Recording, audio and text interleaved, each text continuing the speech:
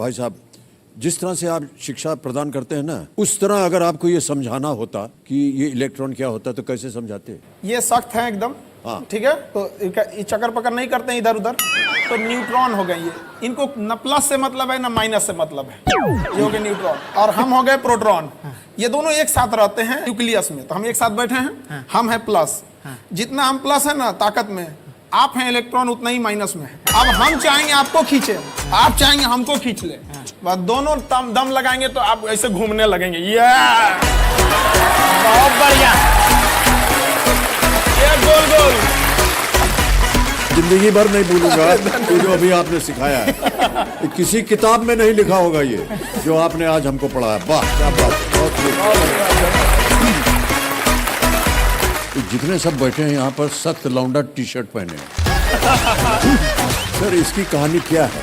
Sir ये एक आंदोलन है सर। क्या है कि जैसे आप हैं, आप जैसे माशाल्लाह से इतने हसीन आदमी हैं आप जब कहते हैं कि हम जा खड़े हो जाते हैं, वहीं से लाइन शुरू हो जाती है। एक सिरा जहाँ लाइन खत्म होती है वहाँ हम लोग हैं सर। अच्छा। एक होता है कि आप गरीबी में, एक होता है साहब कि आपके पास खाना नहीं है। अगर आप इसी में कहते हैं कि साहब हमारा तो रोजा है, हमने उपवास रखा हुआ है, वही है सर सख्त लौंडा।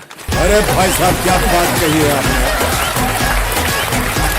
सर देखिए ऐसे एक शेर लिखा है इसके लिए एक बार ऐसा कि तेरे जाने के बाद जो मैं रह जाऊंगा वो मुझसे तो नहीं संभलता, इसलिए पत्थर कर लिया है दिल को, अब कहीं नहीं पिघलता। वाह वाह।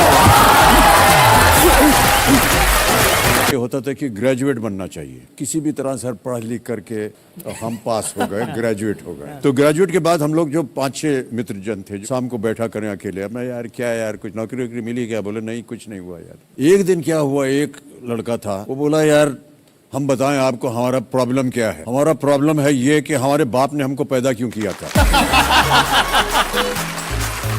सर हमको लगा कि ये जो लौंडा है ये सही बोल रहा है। तो जिंदगी में पहली बार और आखिरी बार बाबूजी के सामने गया मैं और उनको हमने बोल दिया कि आपने हमको पैदा क्यों किया था। सर इधर से कुछ जवाब नहीं आया और हम चले गए कमरा छोड़ के, सो गए। हम जब उठे तो हमने देखा कि तकिए के बगल में एक कागज रखा है।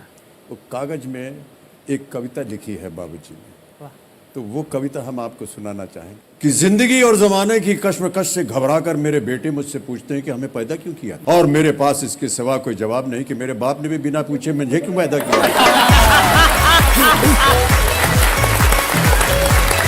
और उनके बाप ने बिना पूछे उन्हें, और उनके दादा ने बिना पूछे उन्हें। जिंदगी और जमाने की कश्मकश पहले भी थी, आज भी है, शायद ज्यादा। तुम ही नई लीक रखना, अपने बेटों से पूछ के उन्हें पैदा करना। क्या बात है।